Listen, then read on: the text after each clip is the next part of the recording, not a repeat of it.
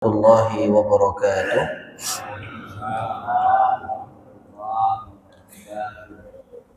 Alhamdulillah, thumma alhamdulillah, wassalatu wassalamu ala rasulillah Muhammad ibni Abdillah wa ala alihi wa ashabihi wa man wala. Allahumma la sahla illa ma ja'altahu sahla wa anta taj'alul hazna idha syi'ta sahla. Allahumma sahil umurana wa sahil umur auladana wa sahil umur jami'il muslimin.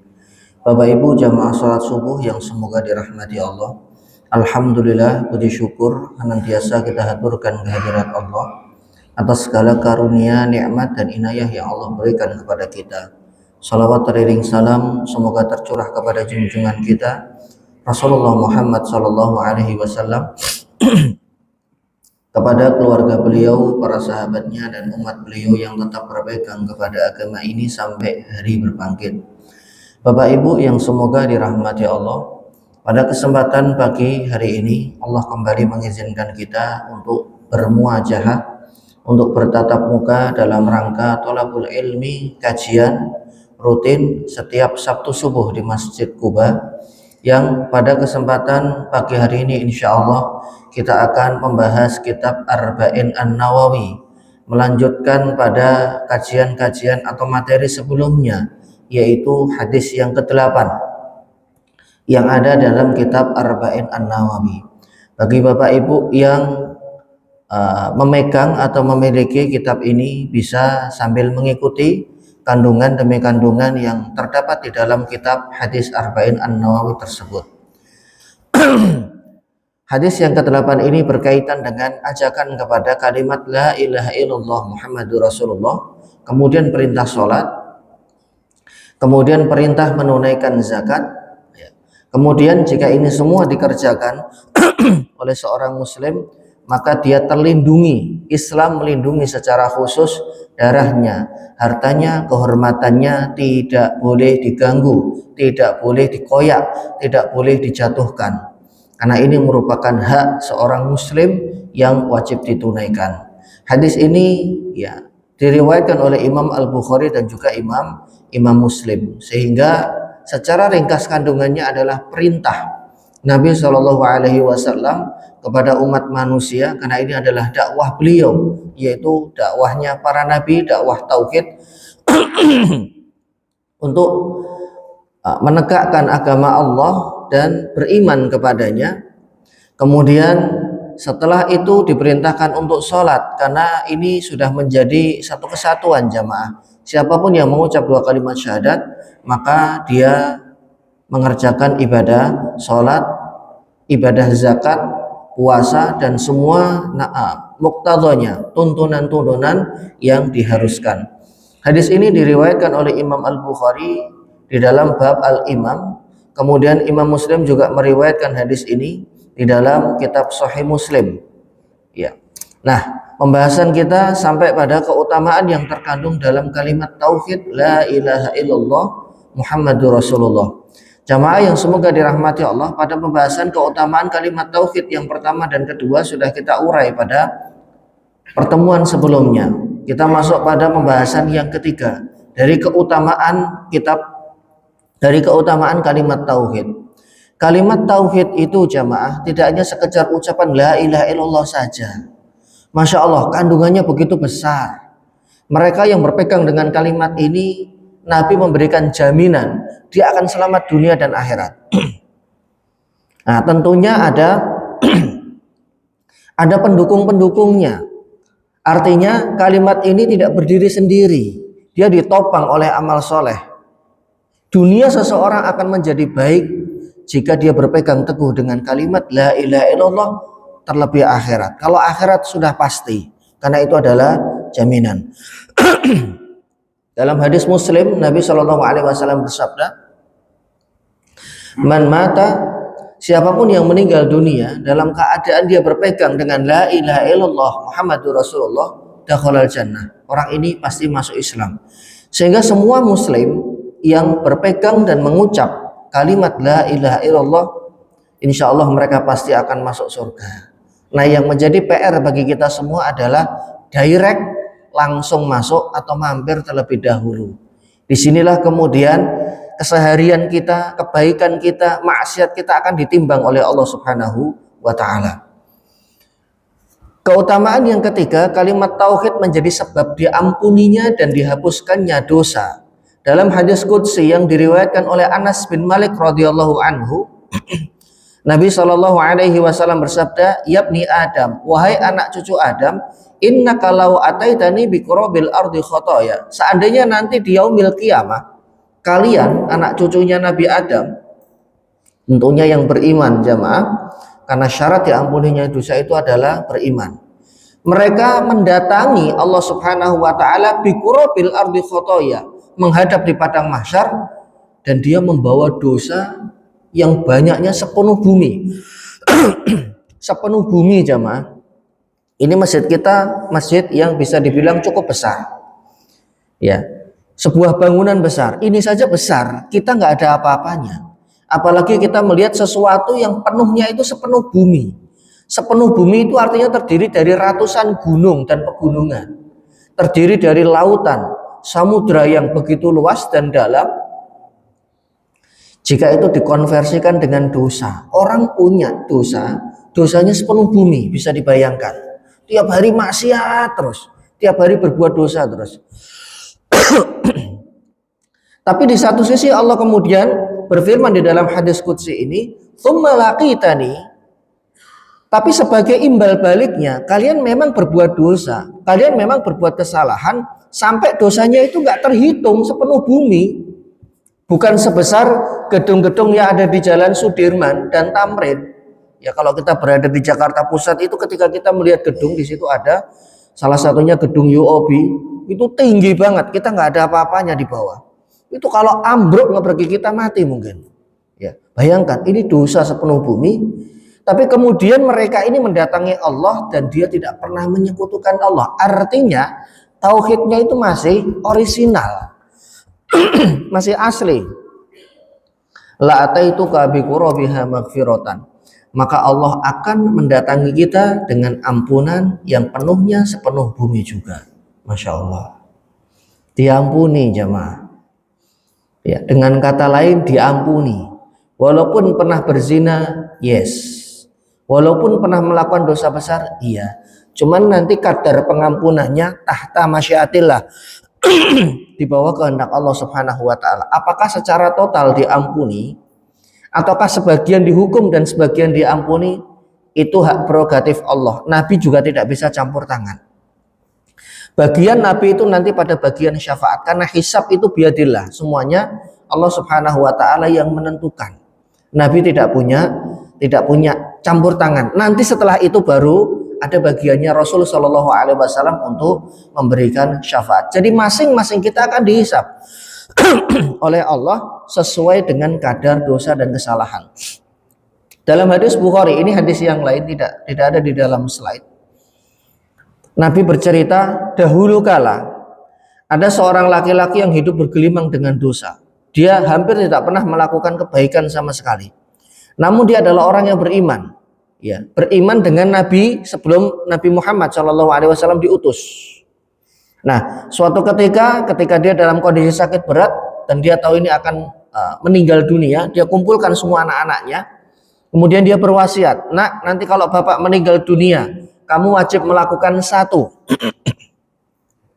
Kamu bakar jenazah bapak." Disclaimer, ini syariat sebelum Nabi Muhammad. Kok dibakar Ustaz? Emang boleh? Syariat sebelum Nabi Muhammad.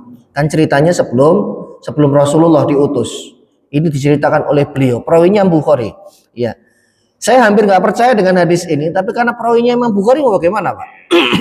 Siapa yang tidak mengimani hadis yang diriwayatkan oleh Imam Bukhari?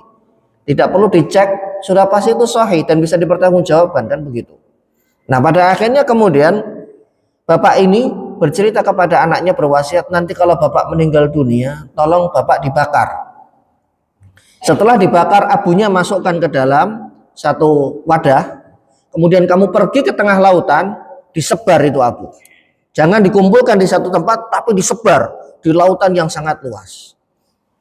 Dilakukan oleh anaknya. Nah, beliau kemudian mempercepat ceritanya, Nabi, ketika hari kiamat tiba, Orang ini kaget dan orang ini keheranan ketika Allah membangkitkan semua makhluk dan dia termasuk yang dibangkitkan oleh Allah dalam keadaan utuh, tidak kekurangan sedikit pun dari anggota tubuhnya.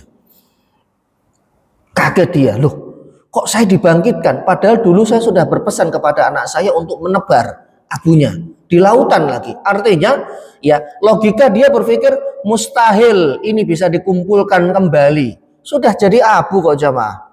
Partikel yang paling kecil kemudian disebar di lautan, bukan dikubur. Kalau dikubur it's okay, tapi ini sudah jadi abu. Akhirnya kemudian terjadi dialog antara dirinya dengan Allah. Allah bertanya, apa alasanmu melakukan itu semua? Dengan tertunduk penuh dengan rasa takut dan ketakutan, orang ini kemudian mengatakan, dosa saya terlampau banyak ya Rob, saya malu bertemu denganmu dan saya takut dihisab. Karena itulah saya tidak mau dibangkitkan ya dengan cara demikian, biar engkau susah mengumpulkan debu-debu tersebut kemudian membentukku sebagaimana bentuk semula sebelum engkau mewafatkanku. Rupa-rupanya alasannya karena takut jemaah. Takut dibangkitkan kemudian mempertanggungjawabkan dosanya. Karena dia hampir nggak punya kebaikan. Dosa terus. Tapi modalnya adalah dia mengimani Nabiun minal anbiya Bani Israel, salah satu seorang nabi yang diutus di zaman Bani Israel. Cuma Rasulullah tidak menyebut nabi siapa ini. Dan saya nggak terlalu berani ya tajarrok kemudian nyari-nyari dan kemudian berasumsi oh mungkin nabi ini. Sudah cukup, cerita ini sudah cukup, banyak tidak masuk akalnya. Seandainya bukan Imam Bukhari perawinya, artinya hadis ini diperbincangkan kesohihannya dan ada yang mengatakan doif, saya nggak akan bercerita di hadapan jamaah. Tapi karena perawinya Imam Bukhari, saya berani bercerita. Akhirnya apa jamaah? Sesuatu yang sama sekali tidak terpikirkan oleh pemuda ini, Allah mengampuni dosa dia semua dan dia dimasukkan ke surga. Sama sekali tidak disiksa oleh Allah Subhanahu wa ta'ala.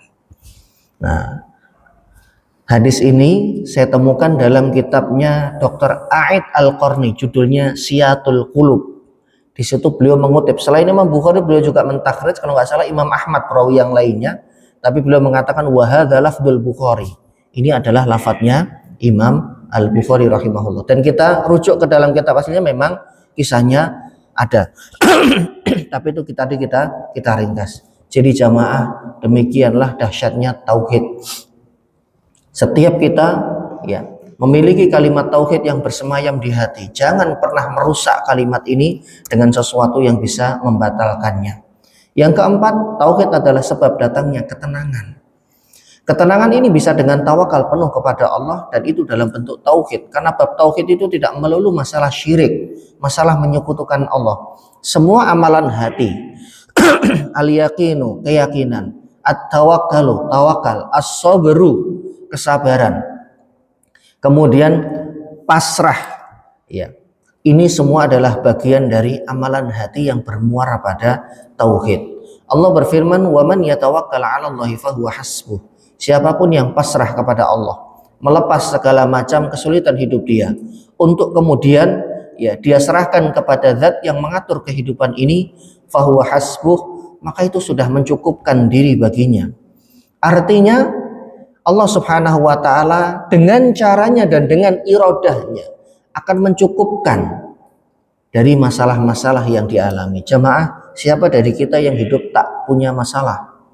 Setiap kita pasti punya masalah. Ya. Rumah tangganya baik-baik saja, tapi kemudian diuji oleh Allah dengan masalah ekonomi. Ekonomi baik-baik saja, istrinya juga baik-baik saja, diuji oleh Allah dengan anak. Ada lagi yang diuji oleh Allah dengan ujian mertua, adik ipar, dan yang lainnya. Ada semuanya baik, tapi diuji oleh Allah dengan lingkungan. Qadarullah mendapatkan tetangga yang kurang baik. Ya, tetangga yang dikit-dikit komplain, kurang toleransinya. Dikit-dikit nyebarkan aib, ada yang seperti itu. Ada juga yang diberikan oleh Allah ujian ekonomi yang begitu berat, susah sekali. Mau beli ini, beli itu susah. Wa man yatawakkal 'ala Allahi fahuwa hasbuh. Tapi tawakal ini mustahil terjadi kalau kita nggak mendekat. Keliru dan salah rumus seseorang ketika saya pasrah sama Allah. Nah, terus gimana nanti? Udah bismillah saja. Bismillah tapi nggak pernah meletakkan dahi untuk sujud. Ini bahasa Inggrisnya tangeh lamun. Tangeh lamun apa Bapak? Apa Pak Manto? Ya sesuatu yang apa ya? Tidak match begitu. Nggak nyambung. Ya, adanya masalah itu dihadapi. Orang ketika menghadapi sesuatu yang ditakuti, dia akan lari. Tapi kalau dia takut dengan Allah, takut nanti dia jauh, fafirru ilallah, disuruh lari untuk menuju Allah. Mendekat jamaah. Masalah apapun, sebesar apapun. Ustadz, saya sudah hijrah Ustadz, saya sudah mendekat kepada Allah. Tapi kok ekonomi saya masih begini-begini saja. Memang Allah tidak menjanjikan jenengan hijrah, jenengan taubat, kemudian langsung jadi kaya raya, tajir melintir. Sudah tajir melintir lagi. Enggak dijanjikan seperti itu. Tapi yang dijanjikan adalah fahuwa hasbu. Sudah cukup Allah itu sebagai tempat dia bersandar, the last destination, tujuan yang paling akhir. Tempat bersandar yang kita tidak akan pernah kecewa. Tapi ketenangan pasti didapatkan. Jadi bukan dalam bentuk materi. Materi itu bonus jamaah. Berapa banyak orang yang secara materi itu melimpah, tapi hatinya nggak tenang. Hatinya nggak tenang. Biasanya ini terjadi pada negara-negara yang mayoritas masyarakatnya itu tidak memiliki keyakinan agama Tuhan, semacam Jepang atau Korea. Makanya tingkat bunuh dirinya itu tinggi kalau mereka stres dengan satu masalah. Kenapa? Kenapa bisa seperti ini? Karena mereka nggak punya tempat bersandar. Beda dengan seorang Muslim. Ya, kesulitan menimpa dia, maka dia pasrah sama Allah. Ya Rob, ini bagian dari episode kehidupan yang memang harus saya jalani. Tapi saya yakin, kalaulah saya melangsat, kalaulah kondisi saya parah di dunia ini, saya sampai nggak bisa makan, sama sekali saya nggak bisa menikah, sama sekali kehidupan saya tidak pernah saya merasakan kenikmatan. Ada satu yang saya andalkan ya Rob, yaitu liqo pertemuan denganmu nanti di yaumil qiyamah. Ada yang diandalkan dan ada yang diharapkan. Paling lama 70 tahun jamaah kesengsaraan dan kesulitan itu. Selebihnya janji akhirat itu Allah tidak akan pernah mengingkari. Kalau dunia bisa dikasih bisa tidak. Tapi kalau akhirat saya berani katakan Allah tidak akan menyia-nyiakan kehidupan akhirat. Karena Allah sendiri yang berjanji di dalam Al-Quran. Percaya syukur, nggak percaya kufur. Itu harus menjadi salah satu bagian dari keyakinan kita. Jatuh pagi. Iya. Mic-nya jatuh. Oh ya, sekarang. Semangatnya jatuh. Insyaallah. Fahuwa hasbuh. Maka di dalam riwayat yang lain, dalam hadis yang diriwayatkan oleh Imam At-Tirmidzi, Nabi bersabda menjelaskan makna totalitas ya ketenangan seseorang kepada Allah. Malil tamasa ridho Allah. Siapapun yang mencari keridhaan Allah dengan cara atau hasil yang dia dapatkan dari mencari keridhaan Allah ini, banyak orang yang tidak suka, murka dan marah dengan dia. Kafahullahu mu'natan nas, maka Allah akan cukupkan dia dari beban manusia. Allah akan jadikan dia nggak terlalu mikir pusing. Yang penting ridho Allah dia dapatkan. Karena ada berapa banyak orang yang betul-betul totalitas mencari ridho Allah, akhirnya dia dicemooh. Ya, ketika dia memutuskan diri untuk hijrah, kemudian dia tinggalkan hijrahnya ini nggak main-main, dia tinggalkan semua transaksi ribawi, pasti ada cemoohan. Tapi whatever, biarin saja, ngapain diurusin? Toh kita ingin mendapatkan ketenangan, khususnya dalam hal rezeki. Maka dia kesampingkan itu omongan orang. Pada akhirnya orang-orang akan melihat dia adalah orang yang totalitas dan istiqomah dan menjadi panutan dari orang-orang yang ada di sekitarnya. Sebaliknya, manil tamasa ridho'an nas, mereka yang mencari keridhoan manusia, tapi kemudian hasil yang dia dapatkan adalah menggantinya dengan murka Allah, maka Allah akan biarkan dia bergantung kepada manusia. Cari muka terus di depan manusia, di depan orang-orang. Yang penting bos saya, pimpinan saya ridho, bodoh amat ada pelanggaran agama, ada dosa besar yang saya lakukan, ada hal-hal yang secara nurani saya kemudian harusnya saya tidak mau, tapi karena ingin mendapatkan muka dan pujian dari pimpinan saya, dari atasannya, akhirnya dia lakukan. Dia tidak peduli dengan murka Allah. Itu kan murka kan nanti Allah sendiri bisa memaafkan, kata dia seperti itu. Padahal kematian itu tidak ada yang tahu. Hadis riwayat Imam At-Tirmidzi. Jamaah, yang kelima adalah amalan tidaklah diterima sampai seseorang bertauhid. Sehebat apapun, sebanyak apapun kebaikan seseorang, kita berbicara manusia secara umum, menurut Islam kebaikannya tidak akan mendapatkan apa-apa di sisi Allah sampai dia beriman. Bertauhid itu maksudnya adalah beriman. Dan kemudian dalam bahasan tauhid itu ada namanya pembahasan ikhlas. Bagaimana dengan saudara-saudara kita yang mereka tidak beriman kemudian melakukan kebaikan? Apakah di akhirat mereka mendapatkan sesuatu kebaikan? Menurut keyakinan kita di dalam Quran tidak. Tapi Allah itu maha adil, jamaah. Allah itu maha adil. Kebaikan mereka akan dibalas di dunia, sekecil apapun. Makanya banyak kita temukan rata-rata saudara-saudara kita yang sebangsa setanah air, mereka berbeda keyakinan dengan kita, tapi secara materi melimpah ruah. Karena itulah balasan yang Allah berikan. Sepadan dengan kebaikan mereka, sepadan juga Allah memberikan balasan tapi di dunia. Karena memang akhirat itu hanya Allah peruntukkan kepada orang-orang yang beriman saja. Allah berfirman, "Faman kana yarju liqa'a rabbih." Siapapun yang ingin dan berharap pertemuan dengan Allah, berarti di akhirat, "Falyamal 'amalan shalihan."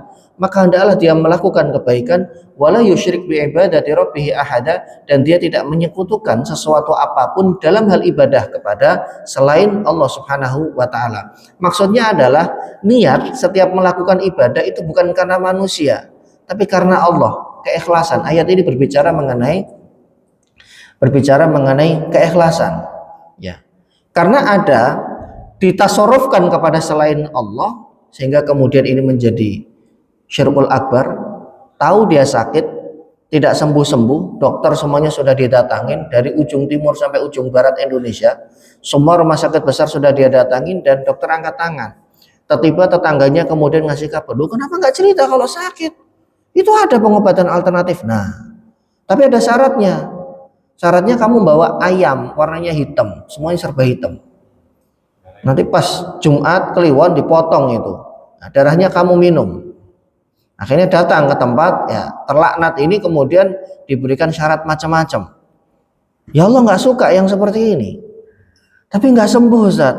Sembuh dan tidak itu bukan goal, jamaah, bukan tujuan utama.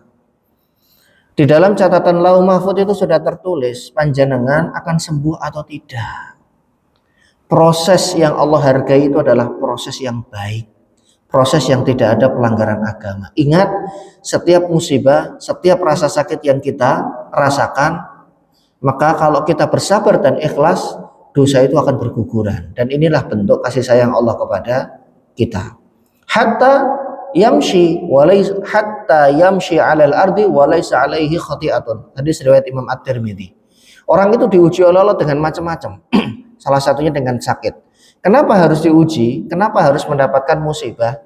Kalau dia orang beriman agar dosanya berguguran. Hingga Nabi menyebutkan dalam At-Tirmidzi ini, dia berjalan di muka bumi, masih hidup orangnya, dalam keadaan tidak memiliki kesalahan. Saking banyaknya musibah dan kesulitan yang dia alami. Tapi kalau kita sudah menduakan Allah, Allah nggak suka, jemaah. Jangankan Allah, kita pun sebagai seorang yang sudah berkeluarga, kemudian diduakan oleh pasangan kita akan marah. Walillahil matsalul a'la, apalagi Allah, zat yang maha suci dari itu semua. Imam Ibnu Katsir ketika menafsirkan ayat tadi, beliau mengatakan maka hendaklah dia mengerjakan amal soleh. Maksudnya adalah dengan menjalankan syariat Allah sesuai petunjuk Nabi, wala yusyrik bi ibadati rabbih ahada, selalu mengharap wajah Allah, ikhlas dan tidak berbuat menyekutukan Allah dalam hal ibadah. Ini adalah syarat, dua syarat diterimanya amal seseorang, ikhlas karena Allah, yang kedua adalah mengikuti petunjuk Nabi Shallallahu Alaihi Wasallam, disebutkan di dalam tafsir Al-Quran Al-Azim atau familiar di kita tafsir Ibnu Katsir, ketika beliau menjelaskan dan menafsirkan ayat surah Al-Kahfi 110. Fudail bin Iyad beliau mengatakan, innal amala idza kana mukhlishan lillah falam yakun tabi'an li sunnati Rasulillah fahuwa ghairu maqbul. Sesungguhnya suatu amalan itu jika ikhlas dilakukan karena Allah tapi tidak mengikuti petunjuk Nabi, maka akan tertolak. Sebaliknya, apabila amalan itu sesuai dengan petunjuk Nabi tapi tidak melakukannya totalitas karena Allah, karena mengharap wajah Allah, ya, maka amalan itu akan tertolak juga. Amalan itu akan diterima oleh Allah jika satu karenanya, yang kedua mengikuti petunjuk Nabi Shallallahu Alaihi Wasallam. Karena dua hal inilah yang menjadi motor utama diterimanya amalan seseorang. Sedekah dan infaknya, masya Allah banyak, ya. Tapi sekali saja namanya disebut tanpa ada titel H, padahal sudah 10 kali. Hanya harus disebut 10 kali. Haji, haji, haji, haji. Karena sudah 10 kali kan.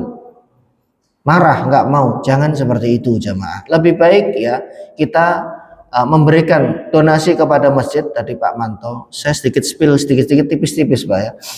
Apalagi Ramadan itu jamaah, masya Allah. Ramadan itu dilipat gandakan unlimited loh. Di bulan lain saja. Nah, ini biar Pak Manto terbantu dan teringankan sedikit. Di bulan lain saja, kayak bulan ini kan kita di akhir Sya'ban. Rp1.000 itu dilipatkan 700 kali. Jadi jenengan ngasih Rp1.000 di QRIS, jenengan tulis 1000, 1000. Ditulis di sisi Allah 700.000.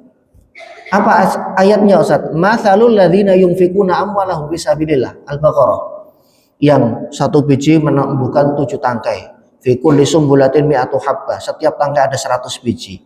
Jenengan ridho gak ridho, rela gak rela, infak dan sedekah itu dilipatkan 10, 20, 30 sampai 700 kali lipat. Ditulisnya bisa 10.000 sama Allah, bisa 20.000 padahal yang dikeluarin 1.000. Bisa juga 700.000.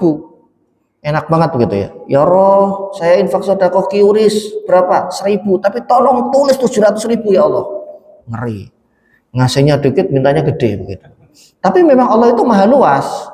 Itu nanti terserah Allah. Minimal dilipatkan 10. Nah, itu di bulan biasa. Di bulan Ramadan jamaah itu unlimited. Bisa 7 juta dilipatkannya, bisa 70 juta. Saking gedenya itu sampai-sampai Nabi kesulitan untuk membuat atau tolak ukur kebaikan yang dilakukan oleh seseorang di bulan Ramadan. Saya ambilkan contoh, ini hadis yang sering beberapa kali saya bacakan di majelis ini. Hadis yang diriwayatkan oleh Imam At-Tirmidzi, derajatnya hasan. Beliau mengatakan ini hadis hasan goreb. Goreb dikatakan goreb adalah karena setiap tobakoh sanadnya dari Nabi, kemudian ke sahabat, kemudian ke tabiin sampai Imam At-Tirmidzi yang mentakhrij hadis ini, perawinya cuma satu saja.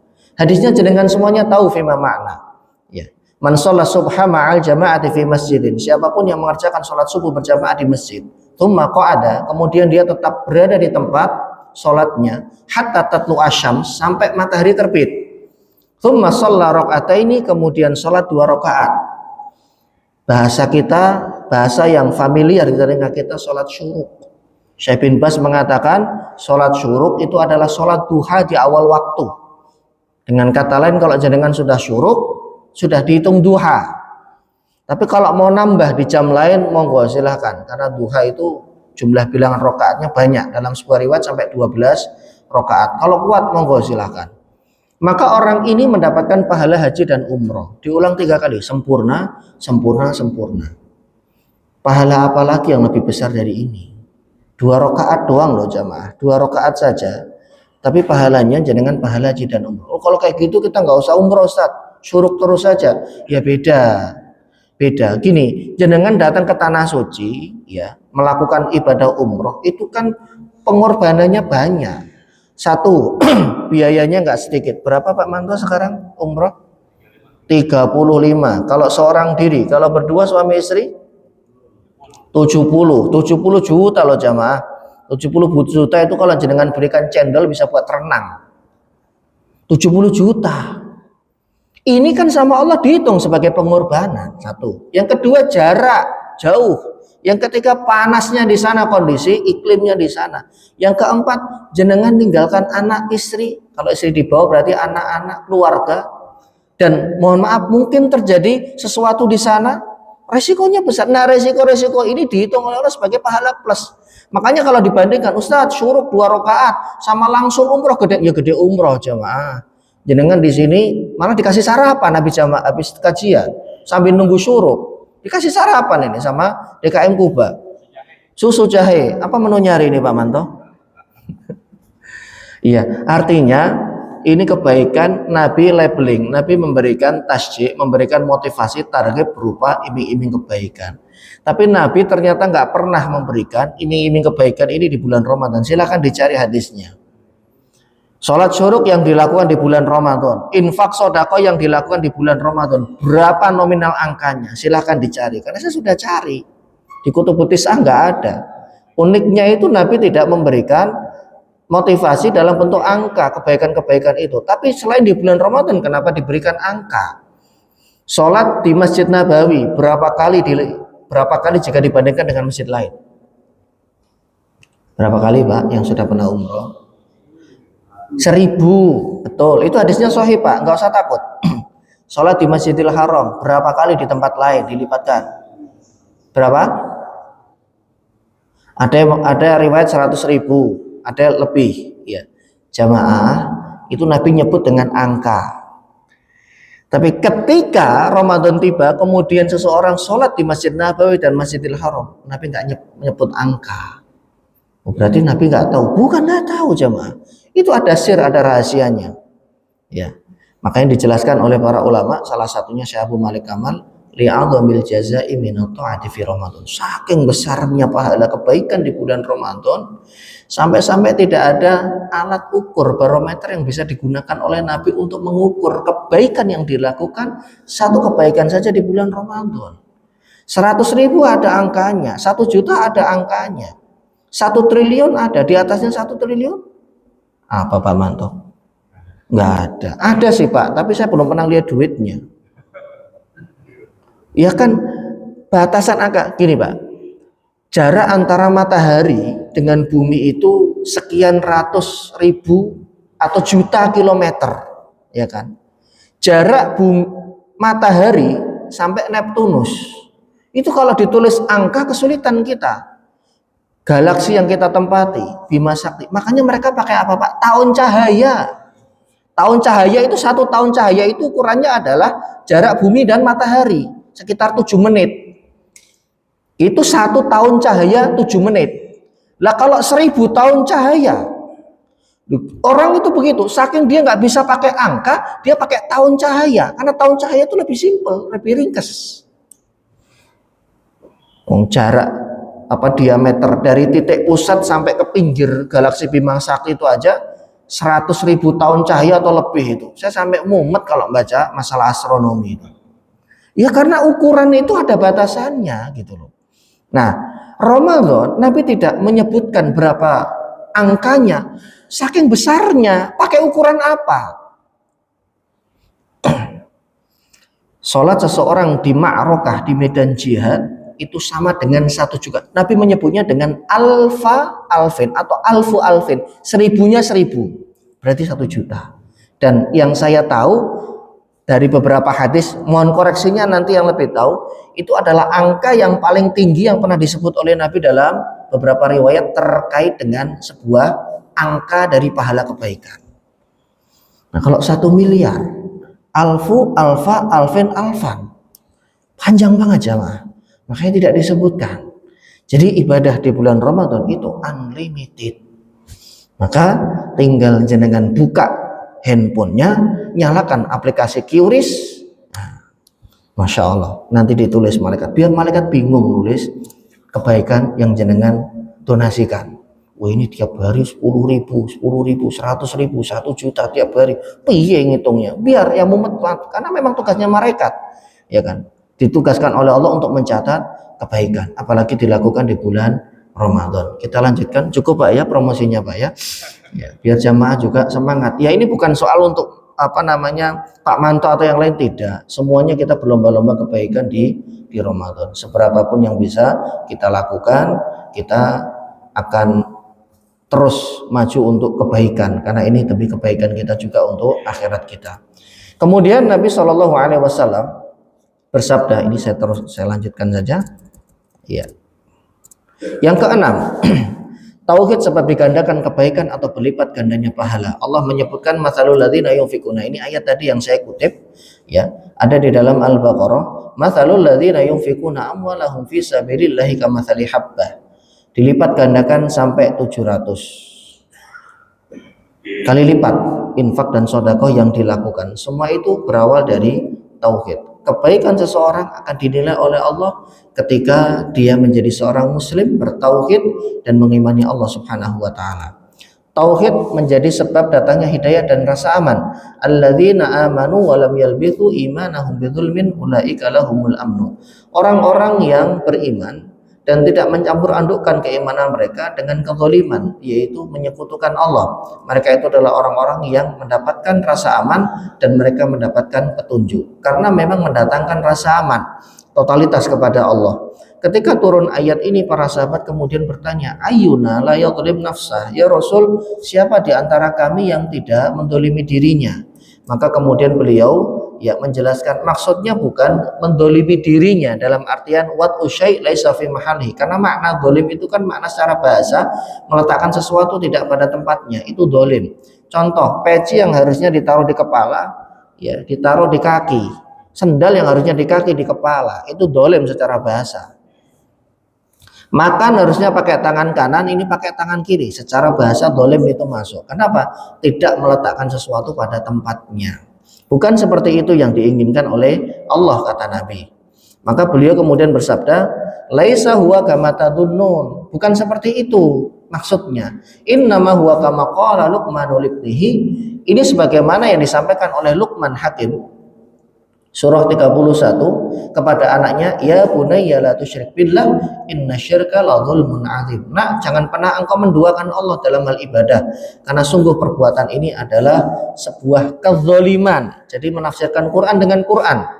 Ayat tadi ditafsirkan dengan firman Allah yang ada di dalam surah Luqman. Sesungguhnya kezaliman, menyekutukan Allah itu merupakan bentuk kezaliman yang sangat besar. Hadis riwayat Imam Bukhari. Imam Ibnu Katsir menyatakan tentang surah Al-An'am ayat 82, mereka adalah orang-orang yang memurnikan ibadah hanya untuk Allah, tidak menyekutukannya. Mereka tidak menduakan Allah sedikit pun dalam hal meminta doa, meminta jodoh, meminta rezeki, meminta anak. Apapun itu dia selesaikan dengan sholat 2 rakaat, kemudian dia minta sama Allah. Dikabulkan syukur, nggak dikabulkan dia bersabar. Bukan kemudian mutung, bukan kemudian marah-marah, mana katanya dikabulkan, Allah Maha mendengar. Gak boleh begitu jemaah. Doa kita itu tidak ada yang sia-sia. Ya. Balasannya mereka mendapatkan rasa aman pada hari kiamat dan mendapatkan petunjuk di dunia dan akhirat. Rasa aman dengan apa? Dari apa? Dari gonjang-ganjing, dari beratnya hisab. Karena ahlu tauhid mereka Allah prioritaskan dibandingkan dengan hamba Allah yang lainnya. Karena tauhid ini jika sudah masuk ke dalam hati seseorang, tauhid ini bisa menghalangi seseorang dari melakukan perbuatan dosa. Bagaimana tidak? Setiap dia ingin melakukan perbuatan dosa, dia selalu ingat Allah. Di dalam hatinya bersemayam kuat bahwa Allah itu mengawasi dia dan melihat dirinya. Bukankah ini bagian dari tauhid? Rasa muraqabatullah. Bab muraqabah itu ada di dalam kitab Riyadhus Shalihin. Ini juga bagian dari bab tauhid dan bab akidah. Yang kedelapan, bahwa tauhid adalah sebab mendapatkan syafaat dari Nabi Shallallahu Alaihi Wasallam. Siapapun yang menjaga akidahnya, siapapun yang menjaga tauhidnya, maka bisa dipastikan dia adalah orang yang paling layak diprioritaskan untuk mendapatkan syafaat.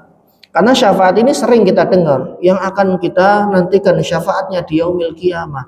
Padahal syafaat ini ada syaratnya. Salah satunya adalah akidah.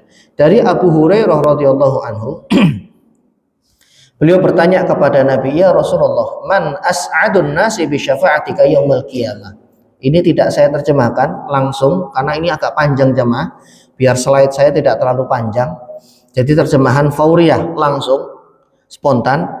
Siapakah manusia yang paling senang dan bahagia dengan syafaat yang engkau berikan nanti di yaumil qiyamah. Syafaat itu pertolongan. Dibantu sama Nabi. Ada siswa, ada murid, kok nilai ujian jelek, dibantu sama gurunya dengan nilai harian. Oh, dia tiap hari di kelas bagus, ngerjain tugas.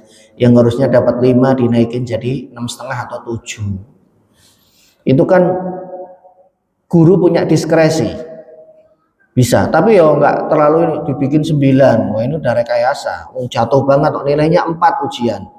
Ya seenggak-enggaknya dibikin 6 biar dia nggak hair begitu. Atau kalaupun hair juga nggak apa-apa, nanti dibantu dengan nilai-nilai yang lainnya. Itu kan guru punya diskresi karena dia ngelihat bukan hanya saat ujian saja, tapi diakumulasi di kelas bagaimana dia ada musyarakah, dia rajin kerjaan PR dikerjakan terus. Ditanya, siapa yang paling bahagia dengan syafaatmu? Qala, beliau bersabda, laqad dhanantu ya Abu Hurairah. Saya kira kok nggak ada yang bertanya mengenai hal ini, hai Abu Hurairah, kecuali dirimu saja. Lima ra'aitu min hirsika, karena aku melihat semangatmu untuk ilmu itu luar biasa. Beliau bersabda, as'adun nasi bi syafaati yaumal qiyamah, yang paling bahagia dan paling senang dari umatku yang mendapatkan syafaatku adalah mereka yang mengucap la ilaha illallah khalisan min nafsihi au min qalbihi au nafsihi. Totalitas, murni karena dorongan hati, murni karena dorongan dirinya, bukan karena yang lain. Jadi dia tahu bahwa syarat selamat dunia dan akhirat itu la ilaha illallah, maka dia ucap. Seandainya orang ini kemudian melakukan dosa, melakukan kemaksiatan dan mati meninggal dunia dalam kondisi belum bertaubat, disinilah syafaat itu akan berbicara, akan mencakup. Ya, dalam riwayat lain nanti kita akan temukan. Masih dari Abu Hurairah, Masya Allah, ini hadisnya bagus sekali dan ini agar kita tahu bahwa ini menjadi salah satu syaratnya syafaat. Dari Abu Hurairah radhiyallahu anhu, hadis Muslim, qala, beliau berkata, Nabi Shallallahu alaihi wasallam bersabda, likulli nabiyyin da'watun mustajabah. Setiap nabi itu Allah berikan fasilitas doa yang mustajab. Fata'ajjala kullu nabiyyin. Sayangnya setiap nabi itu terlalu tergesa-gesa menggunakan fasilitas ini.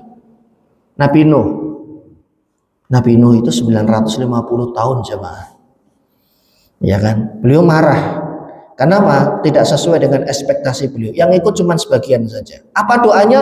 Rabbila tadhar 'alal ardi minal kafirin dayya.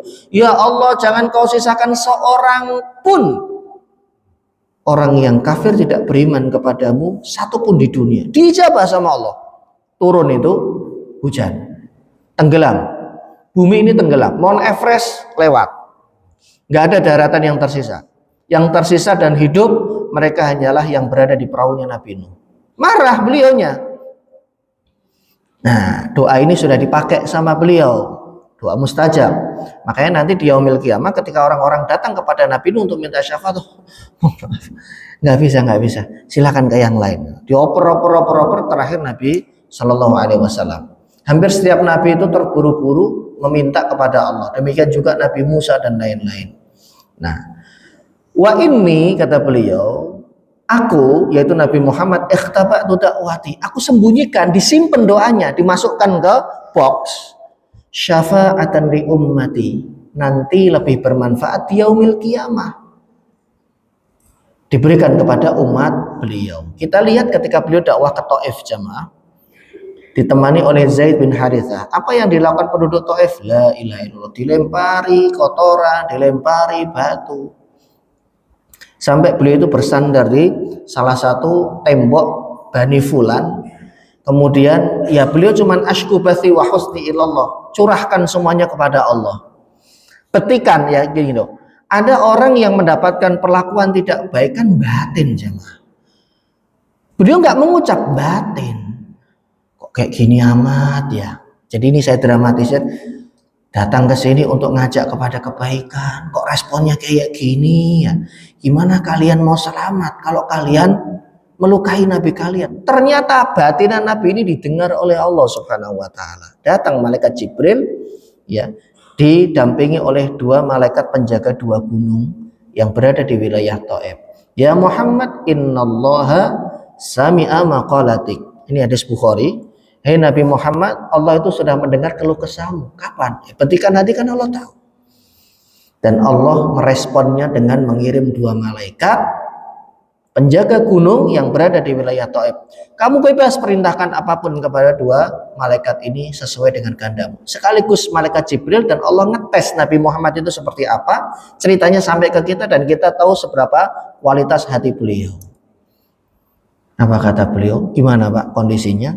Ya, jenengan di jalan, difitnah orang, dikebukin orang, atau jenengan punya rental mobil, mobilnya dibawa sama orang, giliran jenengan mau minta haknya, mereka main pakai senjata api sampai ada yang tertembak dan lain-lain.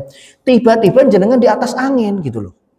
Antemi sekalian, injek-injek sekalian, kan pasti begitu. Logikanya orang kan begitu. Orang dalam kondisi terpojok di jalanan, dia nggak punya backingan, nggak punya power. Suatu saat ya waktu itu cepat berubah dalam hitungan jam, tiba-tiba kondisi dia di atas angin. Saya yakin orang itu akan melakukan perbuatan yang lebih kejam daripada sebelumnya. Tapi nggak terjadi pada Nabi. Kalau beliau bilang antemin penduduk Thaif dengan dua gunung ini, enggak.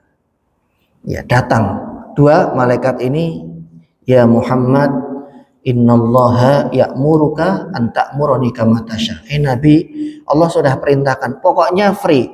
Kami melakukan apapun sesuai dengan perintahmu. Apa kata beliau? Justru saya berharap keimanan kepada penduduk Thaif. Kalaupun moyang mereka, mbah-mbah mereka hari ini tidak mau beriman, saya berharap min aslabihim, dari keturunan mereka ada yang beriman. Malah didoakan, Allahumma hdi qaumi fa innahum la ya'lamun. Ya Allah, berikanlah petunjuk kepada penduduk Thaif karena hari ini mereka sedang tidak tahu. Dimaafkan loh jamaah. Dimaafkan. Jadi kalau Nabi bilang yes, hantem, sikat, gas, selesai jamaah. Jenengan hanya akan mendengar cerita gunung Thaif itu nyumplek begini bentuknya. Sampai hari ini mungkin ceritanya. Tapi itu nggak pernah terjadi. Dimaafkan sama Nabi. Beliau punya doa mustajab. Dan berapa kali ya Quraisy itu minta yang aneh-aneh. Kami akan beriman kepadamu ya Muhammad kalau Uhud ini kamu rubah jadi emas. Apa nggak bisa? Bisa jamaah. Nabi minta sama Allah, ya Allah mereka maunya begini. Saya bermohon kepadamu ya Allah agar Uhud ini dirubah menjadi emas. Allah turunkan malaikat Jibril, ngobrol sama Nabi. Allah sudah mendengar keluh kesahmu. Begini Nabi, Allah akan mengubah gunung ini menjadi emas. Tapi kalau mereka nggak beriman, Allah akan siksa mereka dengan siksaan yang belum pernah ada di muka bumi. Lu buat apa? Sudah ditunjukkan tanda-tanda kenabian kok. Nggak ada jamaah, siapa yang bisa merubah kecuali David Copperfield, itu pun pakai jin. Dulu ada namanya David Copperfield. Bisa ngilangin Monas, bisa nurunin hujan salju, bisa mindahin patung Liberty dan lain-lain. Itu pasti pakai bantuan jin. Nggak bisa orang berbuat begitu jamaah. Ini dirubah jadi emas, nggak bisa. Siapa yang bisa? Ini jadi emas. Rebutan orang, kecuali dengan bantuan bangsa jin. Dan Rasulullah sudah tahu itu cuman gimmick saja dari mereka. Akhirnya beliau ngambil resiko, ya sudahlah nggak usah. Sayang dan kasihan kalau disiksa kayak begitu. Akhirnya beliau lebih memilih didustakan, dianggap berbohong dan lain-lain. Tapi mereka nggak dihancurkan sama Allah. Jadi doanya disimpan. Untuk apa? Untuk nanti umat beliau yang di yaumil kiamah butuh pertolongan. Coba sampai segitunya. Jadi kan bisa bayangkan, ada orang tua, seorang ibu datang kepada Nabi, bukan Nabi, Ibunda Aisyah, ini hadis Muslim. Seorang ibu datang kepada Ibunda Aisyah radhiyallahu anha, perutnya diikat saking laparnya. Beliau bawa dua orang putri, minta sedekah. Sama beliau dikasih 3 kurma. Satu putrinya, satu ibunya. Biasanya orang kalau punya sesuatu, ya jenengan dapat gaji, jenengan tabung sebagiannya. Untuk apa? Kemudian hari. Di hari tua kita nggak pernah tahu apakah kita bisa beraktivitas ekonomi seperti sekarang. Makanya orang punya tabungan. Rasulullah juga pengen punya tabungan gitu loh. Tapi dalam bentuk doa. Nanti ini bermanfaat kok buat umat beliau. Artinya gini Pak, orang yang berpikir ke depan, nabung, tandanya dia ada perhatian. Jenengan ketika dapat gaji nggak langsung dihabiskan semua, tapi ditabung. Kenapa? Anaknya butuh sekolah, nanti anaknya mau masuk kedokteran, anaknya mau kuliah. Itu tanda sayang dan tanda cinta. Karena jenengan memperhatikan dan berpikir untuk 10 tahun, 20 tahun, 30 tahun lagi. Tapi orang kalau dapat gaji habis, nanti gimana? Bodoh amat lah. Ini tandanya jelek manajemen keuangannya begitu. Nabi itu manajemen doanya luar biasa. Nah, saya bercerita tadi, ya. Kemudian anak itu langsung makan dengan lahap kurma. Kurma loh jamaah, bukan roti tapi kurma. Kurma kan paling gede segini, Pak. Mejol atau apa itu gede. Nah, setelah jatah dia dimakan, maksudnya ibunya tak simpen nanti kalau agak siangan dikit anak-anak saya lapar, nggak apa-apa saya nahan lapar. Ternyata dilirik juga punya ibunya. Bu, lapar bu, mau? Aduh nggak jadi deh, disimpan, dipotek jadi 2, dikasihin ke anaknya. Ibunda Aisyah ngeliat tersenyum. Kemudian monggo beliau lewat, diceritakan sama Nabi. Setelah beliau, saya tadi melihat kejadian begini. Maka beliau mengatakan kurma itu menjadi penghalang dia dari api neraka. Masya Allah. Kembali kepada masalah doanya Nabi. Nabi itu menunda doanya, tapi resikonya beliau didustakan agar beliau bisa menolong lebih banyak umatnya. Fahiyana ilatun insyaallah. Syafaat ini pasti didapatkan oleh umatku yang meninggal dunia dan dia tidak pernah menyekutukan Allah dengan sesuatu apapun, dan ini menjadi syarat. Hadis riwayat Imam Muslim nomor hadis 199. Bisa ditulis hadisnya. Syarat ini yang kadang nggak pernah disebutkan ketika asatid itu menyampaikan syafaat iya. Tapi syaratnya itu orang itu harus meninggal dalam keadaan tidak pernah menyekutukan Allah jamaah. Siapapun yang meninggal dunia dan dia tidak pernah ngedukun, tidak pernah menyekutukan Allah, insya Allah pasti dapat syafaat. Sebesar apapun dosa itu, Nabi akan tolong selama dia masih muslim.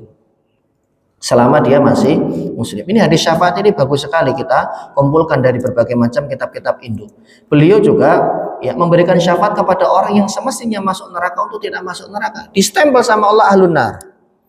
Tapi Nabi kemudian ngelobi, ya Rob, dia banyak kebaikannya, memang ada kesalahannya. Kemudian diberikan oleh beliau Shallallahu Alaihi Wasallam syafaat. Ma min rajulin muslim, jika ada orang yang meninggal dunia, fayaqumu ala janazatihi arba'una rajulan, kemudian dia disolati 40 orang, dan 40 orang ini semuanya adalah ahlu tauhid, maka 40 orang ini akan memberikan syafaat kepada saudaranya muslim. Jadi kalau ada yang disolatin, jenengan kenal nggak kenal, ikut aja Pak. Ya, sholatnya di mana? Masjid Kuba. Kok pas jenengan lagi di sana, lagi kerja bakti misalkan, break sebentar, sholat cuma 2 rakaat sholat jenazah.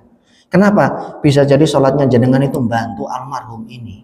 Dan suatu saat ketika kita yang terbujur, ada lebih banyak orang yang Allah gerakkan hatinya untuk ikut mensolati kita. Jadi mindsetnya jangan saya nggak kenal kok, nggak kenal, jangan begitu. Itu muslim Mbak saudara kita. Ya. Jadi mau di Kuba, mau dimanapun, ya. Kalau ada yang meninggal dunia dan dia muslim, jenengan lego itu ada waktu luang bisa, jenengan ikut sholat. Karena apa? Masya Allah, jenengan itu ahlul masjid, jenengan itu ahlus sholat, orang-orang baik. Bisa jadi dari sekian banyak orang yang doanya didengar cuma jenengan saja doanya sama Allah, naik ke atas langit. Kan ahlul khair, orang-orang baik itu kan sangat dianjurkan dalam momen-momen seperti ini, karena itu akan sangat membantu beliau yang sudah wafat. Dalam riwayat lain Nabi bersabda, jadi syafaat itu bukan hanya Nabi, tapi orang-orang beriman juga bisa memberikan syafaat. Jika ada seorang muslim yang disolati sekitar 100 orang jumlah jamaahnya, semuanya akan bisa memberikan syafaat kepada dia jika di yaumil qiyamah dia memberikan syafaat. Serta syafaat Rasul untuk pelaku dosa besar. Jadi kalau nanti pada akhirnya kita masuk surga direct, bismillah insyaallah, amin Allahumma amin, dan jenengan nggak dapat syafaat, ya jenengan jangan iri, ya Rasul saya mau syafaat, mau dicemplungin neraka dulu.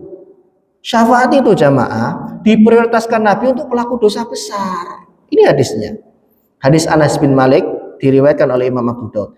Syafaati li ahlil kabairi min ummati, lebih diprioritaskan oleh beliau untuk umatnya yang pernah melakukan dosa besar dan dia belum bertaubat.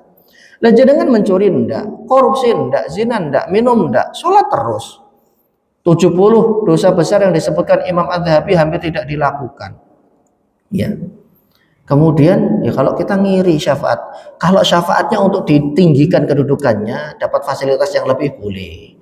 Tapi kalau syafaatnya ditolong dari hukuman di neraka kan enggak. Tidak ada yang mau mampir dulu. Kita pengennya langsung direct. Tapi bagi umat Nabi yang mampir dulu, beliau yang terdepan untuk membebaskan umatnya dari hukuman ini. Luar biasa. Paling sibuk adalah beliau Shallallahu Alaihi Wasallam untuk menyelamatkan umatnya. Kemudian dari Abu Musa al-Asy'ari radhiyallahu anhu. Nah ini hadis ini bagus sekali. Jadi Nabi itu diberikan oleh Allah dua. Satu, setengah umatnya masuk surga, setengahnya kekal di neraka.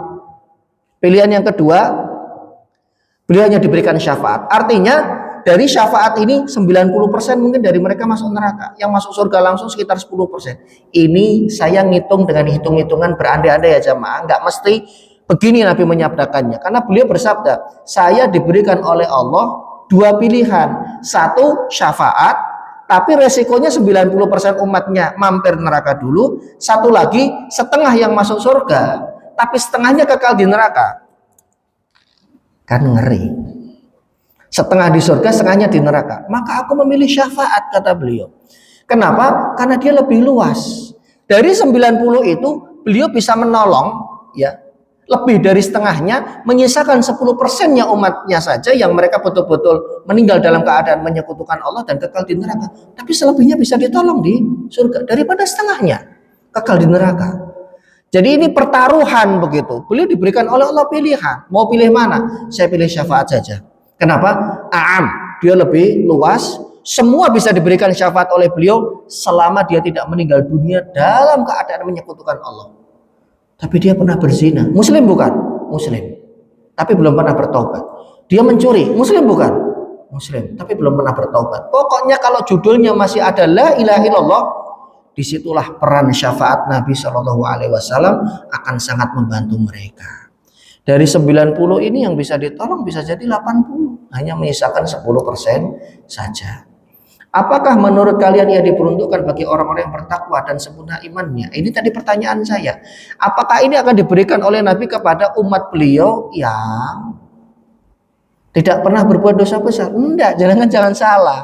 Nanti syafaatnya mereka yang tidak melakukan dosa besar itu fasilitas di surganya dinaikkan. Maka beliau bersabda, tidak akan tetapi dia diberikan kepada orang-orang yang berdosa, pemilik kesalahan dan orang yang bergelimang dengan dosa. Hadis riwayat Imam Ibnu Majah, sanadnya disahihkan oleh Al-Imam Al-Busiri. Jamaah yang semoga dirahmati Allah, ini bentuk rahimnya Nabi Shallallahu Alaihi Wasallam, kasih sayangnya beliau kepada umatnya. Dan syafaat ini bisa kita dapatkan ya ketika kita bisa menjaga kalimat tauhid la ilaha illallah Muhammadur Rasulullah. Ini di slide 82, slide saya masih 124. Mau diteruskan atau di stop? Lanjut. Saya habis itu di SP sama Pak Mantu. Ustaz, saya dapat masukan Ustaz. Kalau sudah syuruk sudah, berarti saya sudah. Insya Allah nanti kita sambung di episode berikutnya. Sampai di sini silakan jika ada yang mau ditanyakan.